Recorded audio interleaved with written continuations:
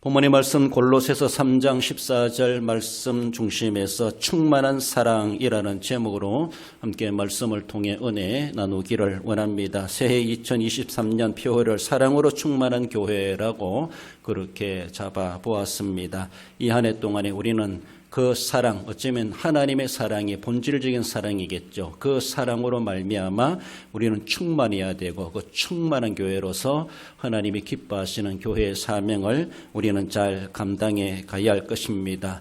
사랑이 메말른 교회가 아니라 사랑이 흘러 넘친다 그렇게 여겨질 만큼, 그래서 다른 사람, 이웃 사람들에게까지도 그 사랑이 홀로 들어갈 수 있는 그런 영향력을 우리는 사랑으로 발휘해 가는 이 한 해가 될 수 있어야 되고, 또 개인적으로도 가정적으로도 그러한 사람으로서 그러한 가정으로서의 역할들을 우리는 삶의 현장에서 잘 감당해 갈 수 있어야 할 것입니다. 사랑을 더하라라고 하는 것, 나중에 차차로 이 말씀을 가지고 상고할 일이기도 하지만은 한마디로 더하라는 것입니다. 플러스 사랑을 이야기하죠. 그래서 계속해서 더하고 더해질 때 고갈되지 아니하고 계속해서 충만한 역사, 충만한 영향력을 발휘해 갈 수 있습니다.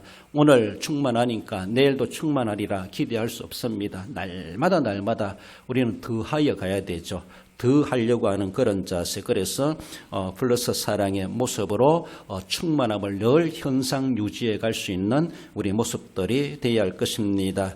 충만한 사랑, 성경에서 사랑이라고 하는 것은 하나님을 본성으로 하고 있습니다. 하나님은 사랑이시라, 하나님이시고 하나님의 사랑이 우리에게 본질적이고 거기에 근거한, 거기에 시작된 사랑이라고 하는 것을 우리는 늘 생각하며, 그 사랑은 하나님의 본성이고 하나님의 형상이고 하나님의 또한 사역이고 하나님의 모든 사역의 결과가 사랑의 결과이다라고 그렇게 말해 볼 수가 있습니다. 하나님의 사랑 우리가 뭔지 알고, 그래서 그 사랑으로 충만한 자, 충만한 교회가 되어서 이 사회를 그런 사회로 우리가 만들어가는 그 역할을 감당해야 됩니다. 우리는 그렇다면은 어떠한 사랑으로 충만해야 될 것인가?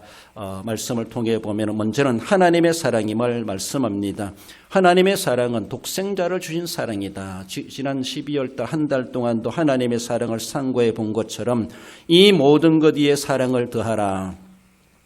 하나님의 사역을 칼빈은 크게 두 가지로 창조와 구속이다 그렇게 기독교 강요에서 말하고 있습니다. 그러나 조금 더 확장해 보면은 하나님의 사역은 창조뿐만 아니라 구속이요, 더 나아가서는 종말의 심판도 하나님의 주권, 하나님의 사역이다 이렇게 볼 수가 있습니다. 하나님 행하시는 그 모든 사역에는 하나님의 사랑으로 모든 사역이 이루어져 가고 그 사랑으로 완성하고 그 사랑으로 결과를 맺는다 이렇게 볼 수가 있습니다. 그러므로 하나님의 사랑을 빼놓고 우리가 하나님을 말할 수가 없고, 하나님의 사랑을 빼놓고 우리의 믿음을 또한 말할 수가 없다라고 볼 수 있습니다. 왜 그렇습니까? 우리의 믿음의 본질, 우리 믿음의 근거는 하나님께 있고 하나님이 우리의 유일한 믿음의 대상이기 때문이다라고 말할 수 있습니다.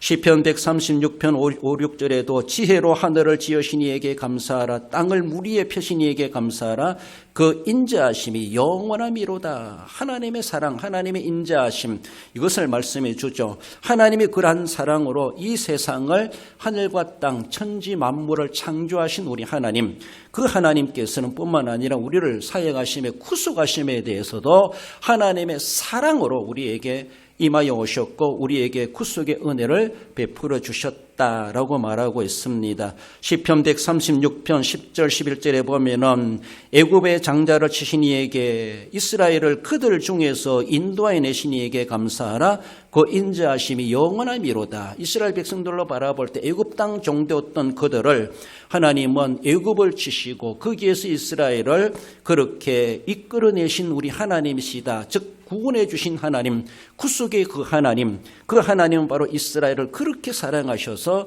하나님의 구속의 은혜는 바로 하나님의 사랑에 근거하고 있다라는 것이죠. 오늘 우리에게 말해주는 것은 이스라엘 백성들은 출애굽하는 것이라면은 우리는 예수 그리스도로 말미암아 죄사함 받고 대속함을 입어 구속을 받아 하나님의 자녀, 하나님의 은혜를 듣게 된 구원받게 된 사실을 말씀하십니다. 이것을 위해서 우리 하나님께서는 독생자까지라도 우리에게 내어주셨습니다.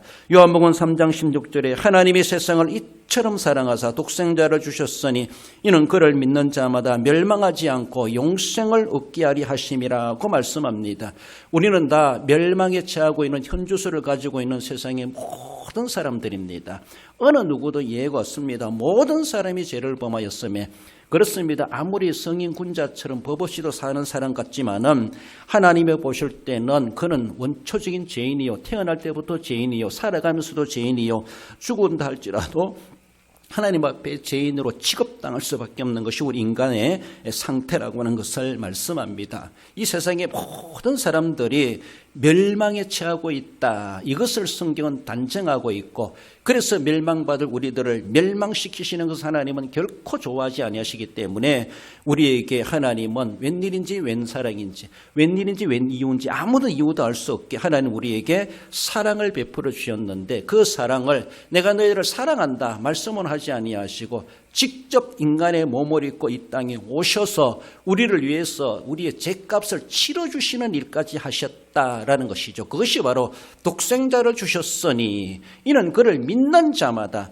멸망을 받지 아니하고 영생을 얻도록 하기 위해서 하나님이 그렇게 독생자까지도 내어주셨다. 즉 자신이 직접 인간의 몸을 입고 우리를 위해서 대속의 제물로 오셔서 실제적으로 십자가에 달려 죽으시는 제물이 되시고 부활하셨다는 것을 성경은 분명히 말씀하고 있습니다. 우리는 그렇게 하나님의 놀라운 은혜와 사랑을 입은 사람들이죠. 이처럼 사랑하신 하나님의 그 사랑, 바로 그 사랑 때문에 우리는 구속함을 받은 은혜를 입게 되었다는 것을 말씀하십니다. 우리가 어떤 사랑으로 충만해야 됩니까? 이런 하나님의 사랑으로 충만해야 돼요. 하나님이 우리를 어떻게 사랑하셨는가? 우리를 어떻게 사랑하셨는가? 하나님이 지금도 나를 어떻게 사랑하고 계시는가? 이것을 우리가 제대로 느끼지 못하고 의미와 가치를 부여하지 못한다면 나는 사랑으로 충만해질 수가 없습니다. 그저 자기 사랑에 불과한 거예요. 자기 사랑에. 우리 사랑이, 우리에게 주어지는 사랑이 충만할 수 있다고 하는 것, 오늘도 내일도 계속해서 변함없이 일관되게 그 사랑이 충만하게 머물 수 있다고 하는 것은 하나님의 사랑에 근거하기 때문에 그렇습니다. 내 생각으로, 내 이성으로, 내 성질로는 사랑할 수 없지만은 하나님이 나를 이처럼 사랑하셨다는 것이죠. 그것은 어떤 이유도 없습니다. 이유를 따질 수도 없고 말도 안 되는 사랑을 내게 사랑해 주셨다는 것을 우리는 알아야 되죠. 내가 어떻게 하나님의 사랑을 입으면 어떤 조금이라도 조건이 있고 그게 말은 하나님 눈에 드는 게 뭐 있겠습니까? 모두가 다 멸망에 처하고 있다. 나를 가리켜서 하나님 그렇게 단정하십니다. 그렇게 멸망시켜도 아무리 아깝지 않은 그런 존재 같은 나인데 하나님은 나를 이처럼 사랑하셨다. 나를 위해서 독생자를 매달리시기까지 하시면서 나를 위해서 무엇이건데 그렇게 사랑하셨는가? 이 사랑의 발로, 이 사랑의 근거, 이 사랑으로 내가 충만해졌을 때 내가 그 사랑을 받은 자이구나 라고 생각할 때 그 사랑의 발로에서 하나님을 사랑할 수 있고 교회를 사랑할 수 있고 이웃을 사랑할 수 있습니다. 그렇습니다. 자기 사랑으로는 남을 사랑할 수 없습니다. 그러므로 하나님의 사랑이 어떠한 사랑인가, 독생자를 주신 사랑을 우리는 묵상해야 되고 그 사랑으로 내가 충만해졌을 때 내가 진짜 사랑의 사람이 되고 진짜로 그 사랑을 나눌 수 있고 하나님을 사랑하고 교회를 사랑하고 이웃도 그렇게 사랑할 수가 있다. 우리가 충만해야 될 그 사랑은 다른 사랑이 아닙니다. 하나님의 사랑. 나를 위해서 독생자까지 주신 하나님의 사랑에 내가 얼마나 충만한가. 그것이 바닥나지 않도록 늘 구속의 은혜의 감격을 가지고 늘 하나님 앞에 내가 그렇게 멸망받을 죄인이었는데 나 같은 것을 그렇게 구원해 주셨구나라는 것을 생각할 때에 내게 철천지원수 같은 사람이 있다 할지라도 그를 품을 수 있고 기도할 수 있고 사랑하지 않을 수가 없다는 것을 말씀합니다. 내가 그를 용서하지 못한다면 난 하나님의 사랑이 그것밖에 안 되기 때문이죠. 내가 받은 것이. 하나님의 사랑이 부족해서 우리가 못하는 것이 아니라 하나님의 사랑은 넘쳐남에도 불구하고 우리는 그 사랑을 제대로 받아내지 못하고 의미를 부여하지 못하기 때문에 삶 속에서도 드러나지 못하고 있다라는 것입니다. 예배를 하든지 기도를 하든지 찬송을 하든지 교회에 어떤 일을 하든지 어떤 직분을 받고 그 책임을 감당하든지 늘 하나님의 사랑의 발로에서 해야 되죠. 하나님이 나에게 그렇게 사랑해 주셨는데 내가 예배를 이렇게 해야지. 그 사랑을 그렇게 해주셨는데 내가 기도를 그렇게 해야지. 찬송할 때도 그 사랑의 발로에서 내가 하나님 앞에 어떤 교회 일을 꾸준히 일을 한다 할지라도 하나님 나를 이처럼 사랑해 주셨는데 내가 이것 좀이야. 내가 이걸 왜 안 하겠어. 그 사랑 때문에 정말로 그 은혜의 사랑에 겨워서 할 수밖에 없는 하나님의 사랑, 그렇게 크고도 위대한 사랑을 우리에게 베풀어 주셨고 우리는 받았다라는 겁니다. 모든 신앙생활 속에서 늘 독생자를 주신 하나님 아버지의 사랑, 그것을 우리는 늘 생각하며 그 사랑을 생각하는 나머지 우리 하나님 앞에 나도 사랑하는 자, 사랑하지 않을 수가 없다는 것을 말씀합니다. 하나님의 사랑으로 충만한 자 되어야 될 것을 말씀합니다. 나아가서는 예수님의 사랑을 생각해 봅니다. 십자가를 지신 사랑이죠. 이 모든 것 위에 사랑을 더하라. 어떤 사랑? 예수님의 사랑을 거기에 더하라는 겁니다. 이 모든 것, 어떤 일이 있었다 할지라도 거기에 예수 그리스도의 사랑, 십자가를 지신 예수님의 사랑을 거기에 플러스 더하라는 겁니다. 그것을 더해야만 한다는 것이죠. 이 모든 것으로 만족할 수 없습니다. 그 모든 것은 나의 어쩌면은 내 판단이 있을 수 있고 내 가치가 제한될 수가 있지만은 그러나 이 모든 것 위에 십자가를 지신 예수님의 사랑을 거기에 더했을 때 그 모든 것이 어떤 상황이었다 할지라도 그리스도의 사랑으로 완전히 덮여지는 그러한 모습을 말씀해 주신다라는 겁니다. 하나님의 사랑의 결정체로 이 땅에 보내심을 받은 예수 그리스도, 인간의 몸을 입고 오신 성육신하신 하나님이시죠. 그렇습니다. 그 하나님의 사랑은 예수 그리스도께서 이 땅에 오셔서 우리를 위해서 하나님 아버지의 뜻을 받들어 십자가에 매달려 죽기까지 복종하시며 우리에게 그 사랑을 보여주셨습니다. 얼마나 사랑하면은 대신 죽어줄 수가 있겠습니까? 여러분이 아무리 사랑하는 자를 위한다 할지라도 어쩌면 조금 물질적으로 갚아줄 수 있고 좀 수고해 줄 수 있을지 몰라도 대신 죽어줄 수 있겠는가? 쉽지 않은 일이다라고 볼 수 있습니다. 요한복음 15장 13절에 주님은 사람이 친구를 위하여 자기의 목숨을 버리면 이보다 더 큰 사랑이 없나니, 우리 주님께서 판단해 주시는 것은 이 세상에 가장 큰 사랑이 있다라면은 정말로 친구를 위해서, 누군가를 위해서 내가 목숨을 버려줄 수 있는, 목숨까지 내줄 수 있다라면은 이거보다 더 큰 사랑이 어디 있겠느냐? 한 가져오보라, 이렇게 말씀하시는 것이죠. 누구를 위해서 내가 목숨을 내어줄 수 있었다는 것이 얼마나 귀한 일인가. 어쩌면 살아가면서도 자기를 위한 것만이 아니라 정말로 남을 위해서, 무엇을 위해서 목숨을 아끼지 않고 그렇게 헌신했던, 희생했던 그런 사람들도 많이 있죠. 전쟁을 통해서 나라를 살려내기 위해서, 자유를 지켜내기 위해서, 가족들을 지켜내기 위해서 어쩌면 여러 가지 모습으로 독립운동하며 전쟁을 통해서 싸움을 해가며 자신의 몸, 자신의 목숨을 아끼지 않으면 그렇게 희생해 갔던 그런 많은 사람들이 있었다는 것을 우리는 볼 수가 있습니다. 더 나아가서는 하나님을 사랑하시고 그 믿음이 얼마나 귀한 것이기에 목숨까지도 아까워하지 아니하고 순교의 제물이 되었던 그런 사람들이 있었던 것을 봅니다. 예수님께서 그래서 더 큰 사랑이 없나니, 더 큰 사랑이 없다. 이보다 더 큰 사랑이 어디 있겠는가. 우리 하나님이 판정해 주시는 가장 큰 사랑은 목숨까지도 내어주는 그 사랑이다라는 겁니다. 친구에게 물어보세요. 네가 진짜 나 사랑하냐? 그러면 나를 위해서 대신 죽어줄 수 있냐? 물으면은 쉽지 않은 대답이 나올 겁니다. 그렇습니다. 정말로 내가 너를 위해서 죽어줄 수 있다. 진짜 죽어줄 수 있을지 모르지만은 말로라도 그렇게 장담한다라면 진짜 참 사랑하는 자구나라고도 말할 수가 있습니다. 나는 누구를 위해서 그렇게 죽어줄 수 있을까? 쉽지 않은 문제이기도 합니다. 그렇습니다. 이보다 더 큰 사랑이 없는 사랑을 하나님은 우리에게 베풀어 주셨습니다. 가장 큰 사랑을 주신 주님의 사랑, 우리를 위해서 십자가를 대신 지시고 죽어주셨다라는 겁니다. 이미 평소에 말씀하신 것처럼 요한복음 10장 11절에서도 나는 선한 목자라, 선한 목자는 양들을 위하여 목숨을 버리거니와. 나는 선한 목자다. 우리 주님은 자신을 가리켜서 정의를 내리는데 나는 선한 목자다. 어떤 사람이 선한 목자인가? 양들을 위해서 목숨을 버리기까지 할 수 있다라면 선한 목자다라는 것이죠.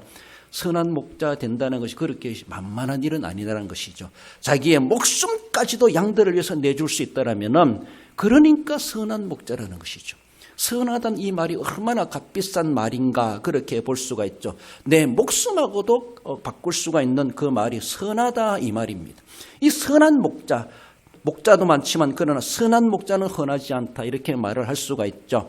그렇습니다. 예수님께서는 선한 목자라 이미 그렇게 정의하시면서 내가 양들을 위해서 목숨을 버리거니와 그렇게 말씀하시고 가르치신 것처럼 우리를 양들 삼으시고 우리를 위해서 우리를 거기에서 산원 맹수대에서 우리를 살려내시기 위하여서 우리를 위해서 대신해서 그렇게 목숨을 아까워하지 아니하시고 아버지의 뜻을 따라 십자가를 당당하게 지셨다라는 것을 우리는 늘 묵상해야 되죠. 그렇습니다.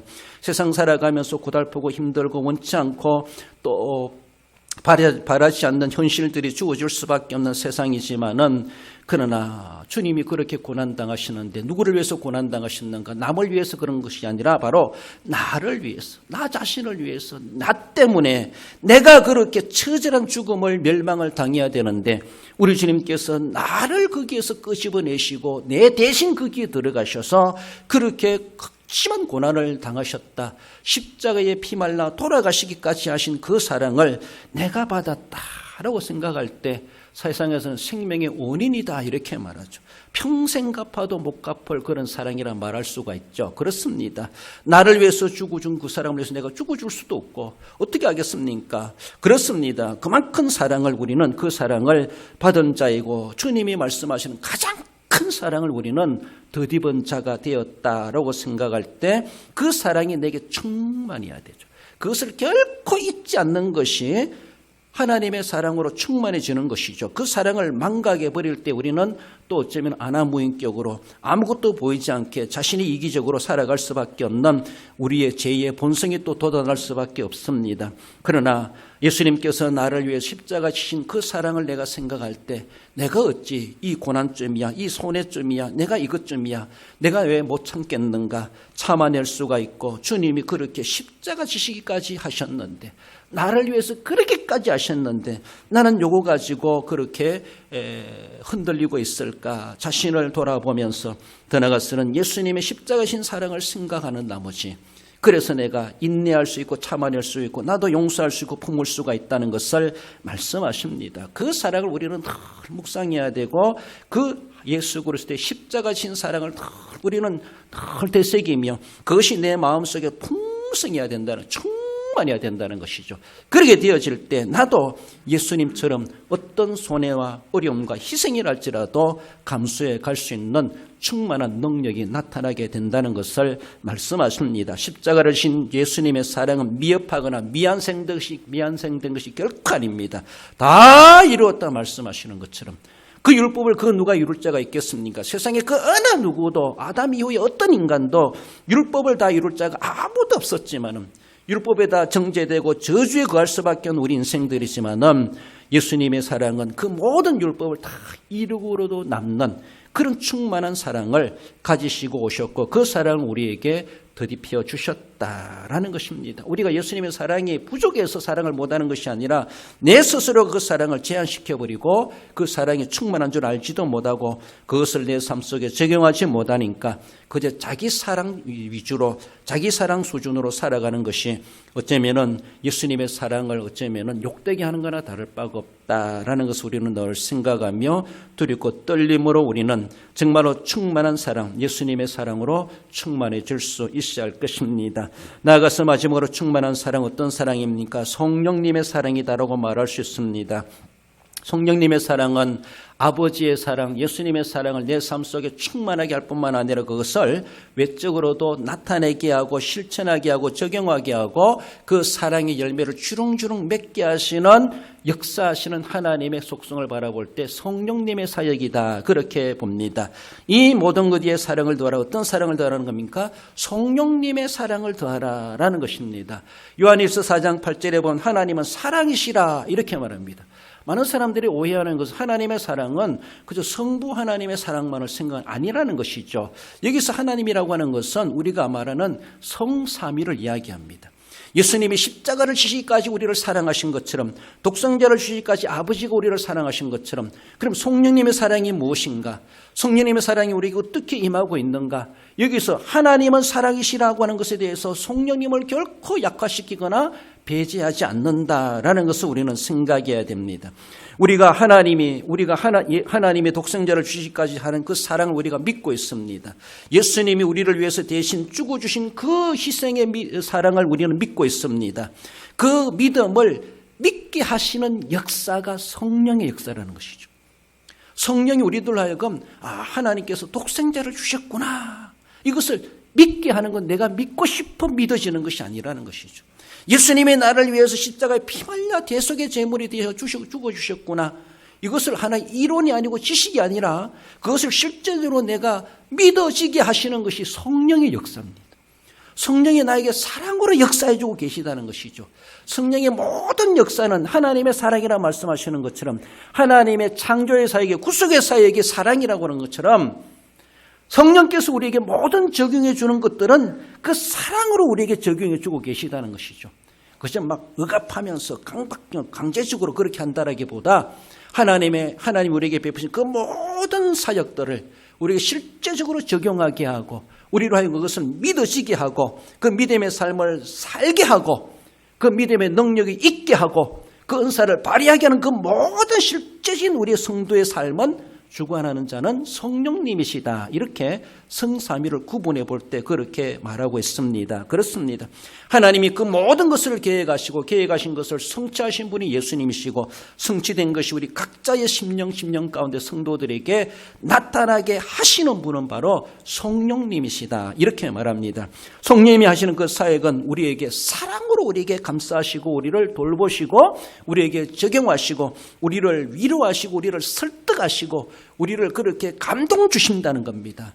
우리가 알지도 못하고 우리가 냉정하게 그리고 냉소하게 살아가는 우리의 모습 속에서 우리의 그러한 이기적인 심령을 다 사라지게 만들고, 차가운 마음들을 다 따뜻하게 만들어가고, 어떻게든지 하나님의 마음에 들도록 우리를 다듬어가고 만들어가고 빚어가는 그 모든 사역들은 오늘 실제적인 오늘 신약시대 성도들의 삶에 적용되는 역사는 성령님의 역사다라는 겁니다. 그래서 예수님께서도 성령을 기다리라, 성령의 충만함을 받으라. 나는 가지만은 그런 보혜사 성령님이 약속되어 있다. 아버지가 약속하셨다. 내가 너희들에게 말씀을 전해줬다 라고 말씀하시는 것처럼 이제는 성령의 시대가 될 것이라는 것. 그래서 성령 없이는 우리가 하나님의 사랑을 제대로 알지도 못하고 사랑을 살아갈 수가 없다라고 하는 것을 말씀해 주신 의미이기도 합니다. 사도행전 1장 4절에 보면은 분부하여 이르시되 예루살렘을 떠나지 말고 내게서 들은 바 아버지께서 약속하신 것을 기다리라. 여기서 예수님께 들은 것이 무엇입니까? 아버지께서 약속하신 것이 무엇입니까? 그것은 성령님이에요. 성령. 이제는 성령의 시대다. 너희들이 성령의 충만함을 받아야 된다. 내가 예수님이 이 땅에 계셨을 때 제자들은 아무런 걱정할 거 없었습니다.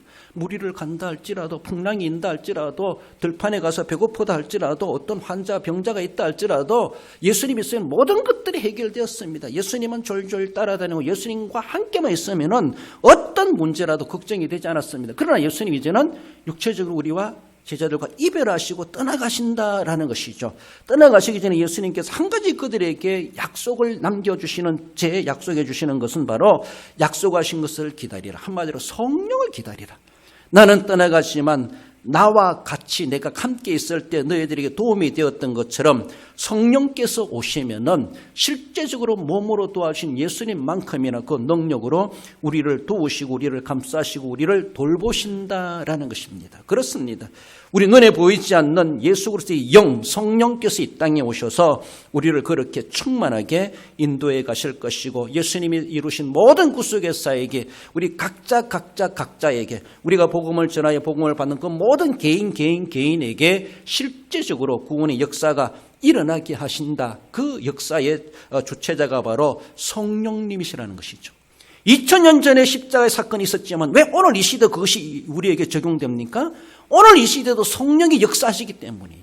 1세기 시대 그때도 성령이 역사하셨고 2000년의 역사 가운데 성령이 역사하셨고 오늘 이 시대도 그 성령께서 수천 년 전에 2000년 전에 일어난 그 사건이 오늘도 지금 일어난 것처럼, 지금 그 사람에게 일어나는 것처럼, 그 사람을 위한 것처럼 역사되게 하시는 것은 성령의 역사이기 때문에 지금 믿어도 구원받는 거예요. 지금 믿어도.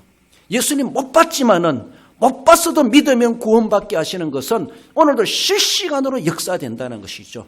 유효하다는 것이죠. 우리가 물건을 볼 때 유통기한이 있구나라는 것이죠. 그렇잖아요? 그 기간에는 안전한 거예요. 먹는 것이든 사용하는 것이든.